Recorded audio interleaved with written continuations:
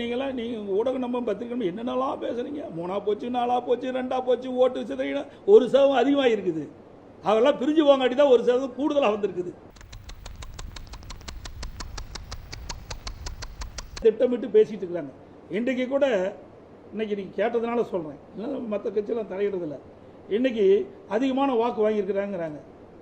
என்ன அங்கே கோவையில் கிடையாது. ஏற்கனவே 2014 பாரதிய ஜனதா கூட்டணியில் சிபி ராதாகிருஷ்ணன் அவர்கள் 26 வாக்குகள் தான் வெற்றி வாய்ப்பு இழந்தார்.